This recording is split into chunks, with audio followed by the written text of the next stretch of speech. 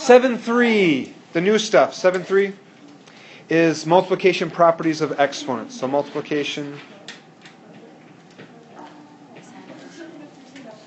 properties of exponents.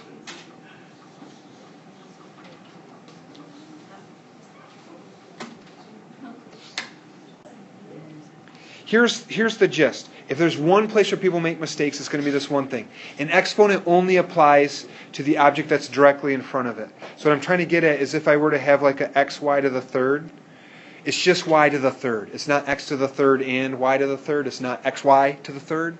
It's just y to the third, and you could kind of say that there's like an x to the first. So that's really what I'm trying to get at when I write this. You could skip it if you want to. I'm going to put it down just so I've seen so many people mess up because of this. An exponent only applies to the object directly in front of it.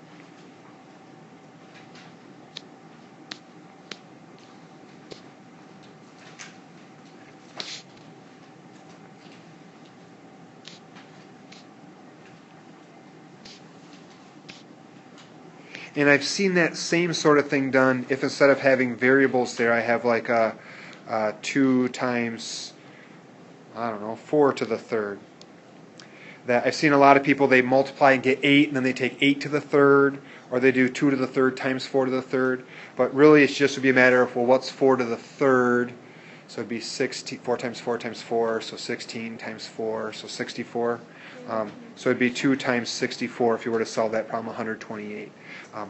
But that's kind of key, that you need to, when you see an exponent, know that it just applies to the thing right in front of it.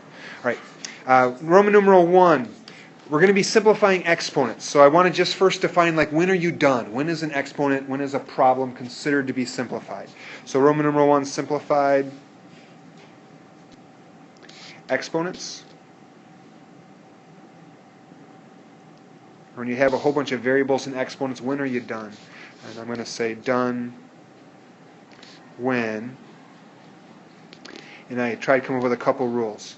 1, you only have positive exponents. So only have positive exponents. Because if you're left with an x to the negative 2, you can simplify the problem a little bit more by putting the x squared in the bottom of the fraction. So you need to get rid of all those negatives by changing location inside a fraction. The second thing, each base appears only once. So you can't have like an x to the third in the numerator and an x squared in the denominator. So each base, in that case it was x, each base only appears once.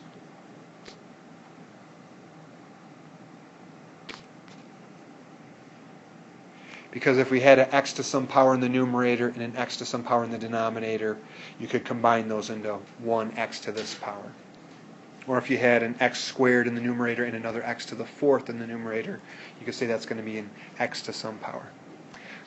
The third thing is no parentheses.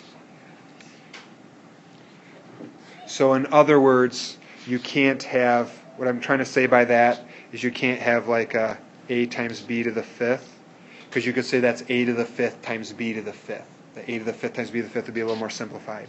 Or same thing if you had like a division. If you have either of those two things in green, those aren't simplified. You'd have to take them one step further and distribute the 5. Fair enough? Then the very last thing, kind of my fourth rule, is the number coefficients in fractions are reduced. So number coefficients. A coefficient is a number in front of a variable. So number coefficients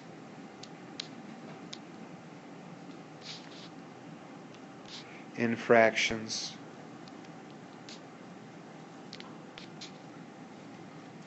are reduced.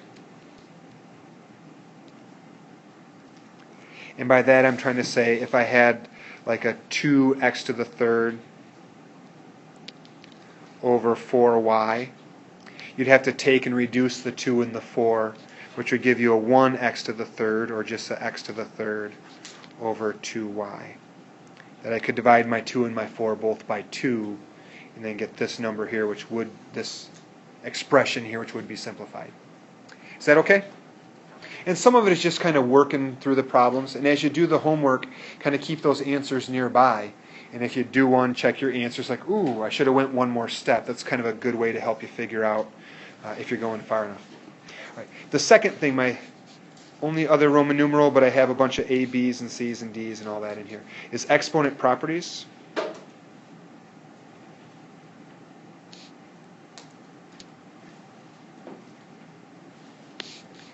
And I'm going to just have a letter A be like how to remember. And then B, C, and D we're going to go through. Here's 3 different properties that deal with multiplication. So this thing here, you could, if you wanted to, kind of just watch and decide if you want to copy it down. But this for me was finally how I kept them straight in my head. So how to remember. So even before we get to learning the properties, I'm going to try to show you my trick. With this. Math operations, so you have addition, subtraction, multiplication, division, roots, exponents, all those different things. Which ones are the answers typically bigger than the original numbers? Exponent. When you do an exponent, I wouldn't write these down quite yet, but exponents. If you have like a 2 to the third, that equals 8, right? 8. So the 8 is bigger than the 2, what we started with, or even the 2 and the 3. What would be another one where the answer is typically bigger? Multiplication.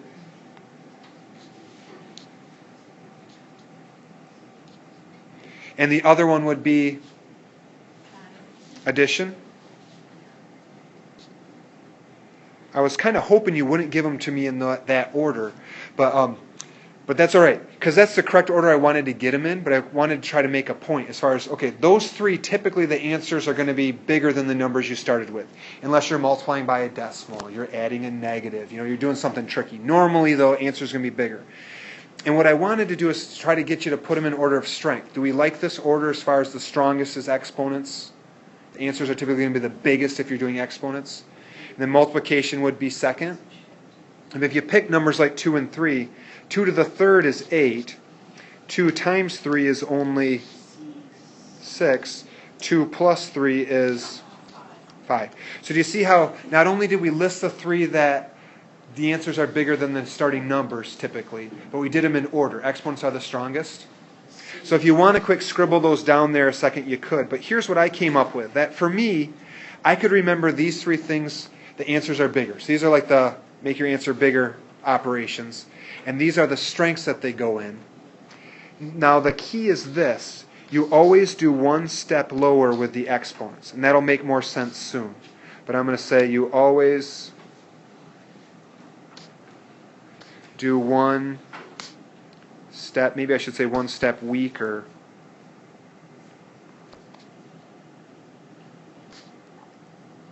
with the exponents.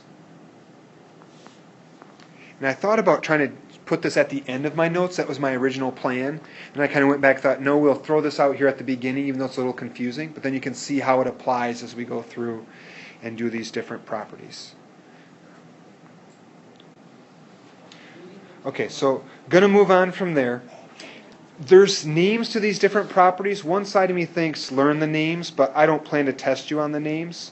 If you know them, though, that's going to be helpful when you get to geometry and you're trying to do proofs of stuff, probably. But first I'm going to have a product of powers. So product of powers.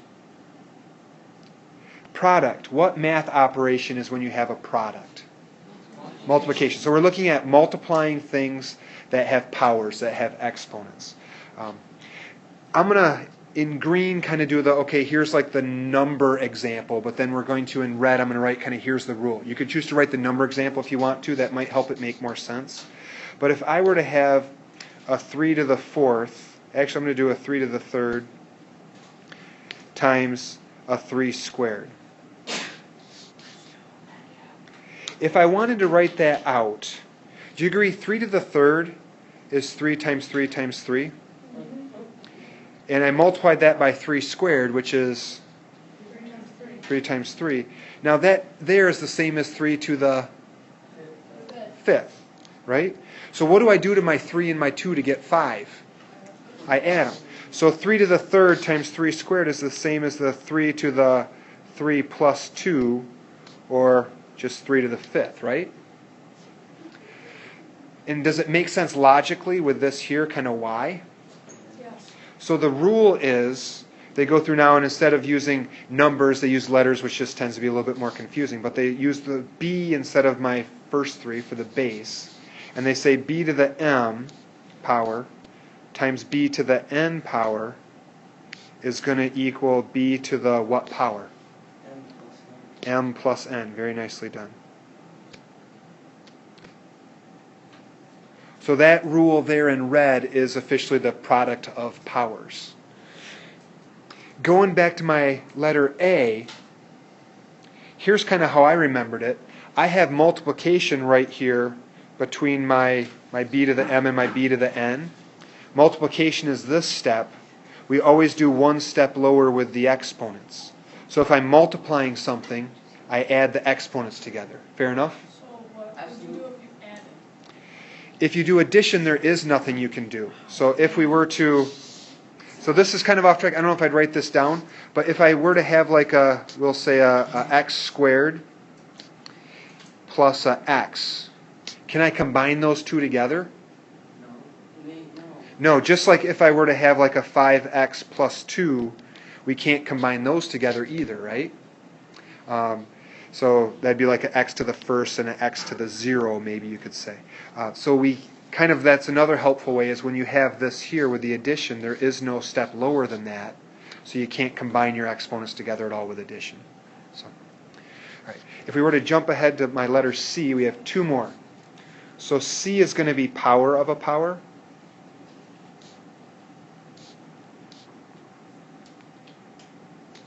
So now we need to have something to a power, and then that taken to another power. So I'm going to also start with numbers like I did before, but then we'll come back and I'm going to say a 3 to the 4th, and that's squared. Well, if I were to do a 3 to the 4th squared, do you agree that's, I don't know if I'd write all this in green, but do you agree that's 3 to the 4th times 3 to the 4th? Yes. And that's going to be the same as 3 times 3 times 3 times 3 times 3 times 3 times 3 times 3. So my final answer has to be 3 to the 8th. And how do I get my 8 from my 4 and my 2? I multiply. And if we go back to that kind of rule before, if I have an exponent to an exponent, what do I do to those exponents? I do one step lower. I multiply the exponents together. That's kind of how I started keeping it straight. So the rule officially now is going to be, they do a b to the m in parentheses. So b to the m all in parentheses to the n power equals b to the m times n, or mn. So b to the mn power. So that's the power of a power. Questions on that one? Then the very last thing is going to be the power of a product. So letter D, power of a product. So it's similar in name to what we were doing in letter B, where we had a product of powers. So multiplying 2 powers together. This is going to be, you have a product, you have something that's multiplied, and you're taking it to a power.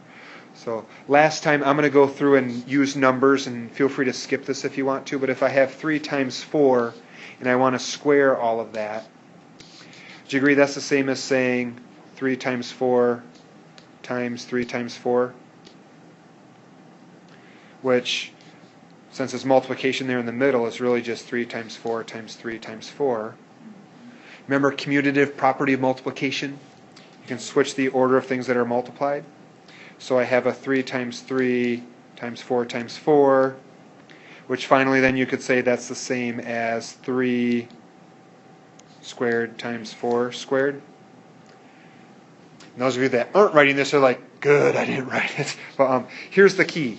If I have this 2, with the parentheses around the 3 and the 4, the 2 has to apply to both things inside of it, right? So it becomes a 3 squared and a 4 squared. So if I were to write that as a rule, the book now, since it has 2 bases, most math books will write, most math books will write it this way. They'll say a times b all to the m. And that's going to equal, who can hook us up? A to the m times b to the m. And that there would be the last rule. So I want to whip through a bunch of examples real fast.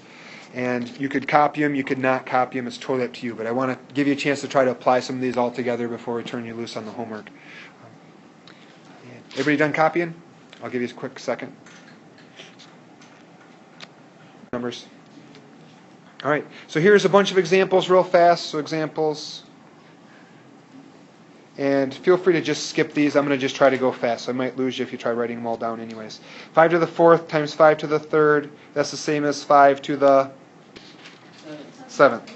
Usually we're not going to have numbers. I'm just kind of starting with some numbers. So I would just watch and not write. If I have a 5 to the 4th to the 3rd power. Now that's going to be a 5 to the 12th. And if you look, we have a power taken to a power. So you have to say, okay, it's an exponent. What's one step lower than exponents? You multiply. Maybe I should have you write them. I guess you could write. Yeah. Usually we're not going to have numbers. If we had numbers like this, you'd actually want to figure out, okay, what is 5 to the 12th? All right, let's go to things that aren't numbers. If I have an x to the 9th, and that whole thing is squared, so x to the 18th. I have a power that's raised to another exponent. What's one step weaker than exponents? Multiply. Multiply the two together. We okay on that one? X to the 9th times x squared. X to the 11th. I have multiplication there. What's one step weaker than multiplication? Addition. You add the two together.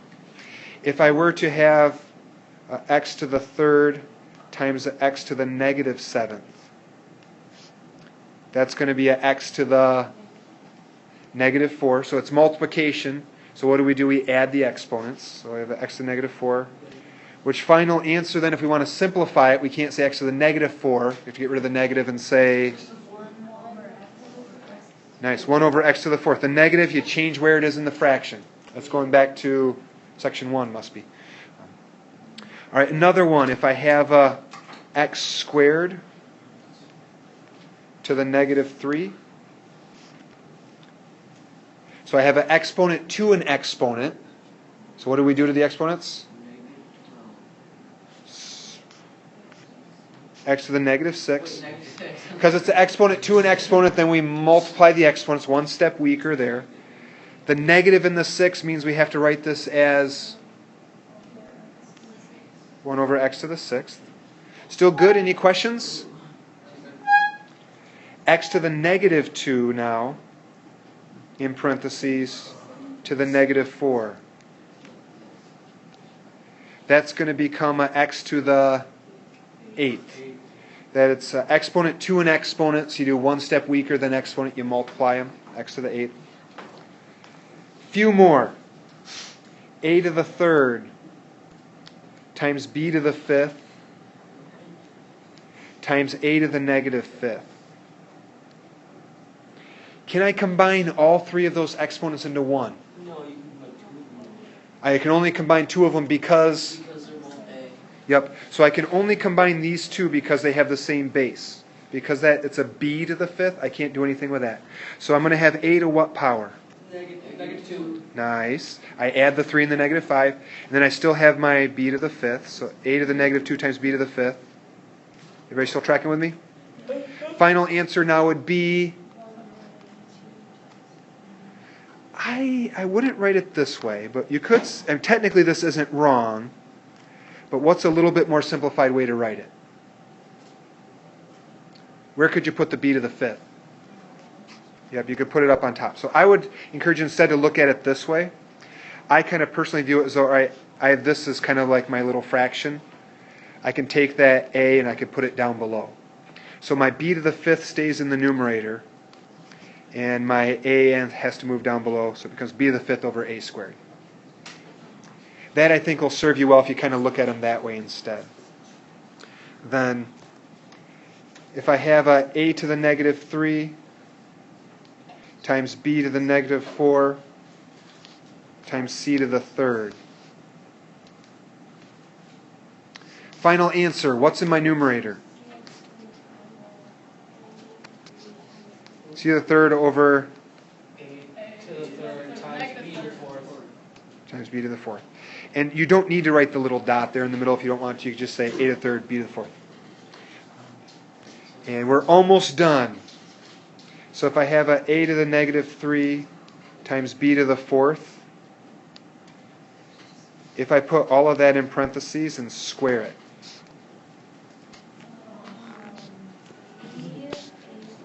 I don't know if I do that. well, let's go in a couple steps. What maybe be an intermediate step before our final answer? You could distribute it and you'll talk about Okay, distribute it. So I have the 2 applies to both. So I have a to the 6. negative 6 and a b to the 8th.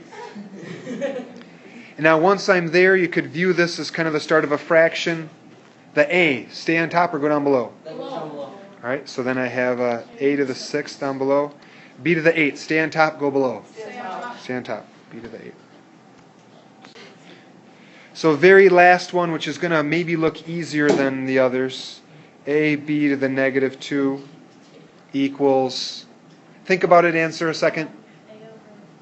Oh. What do we think? It's Go for it. A over b squared.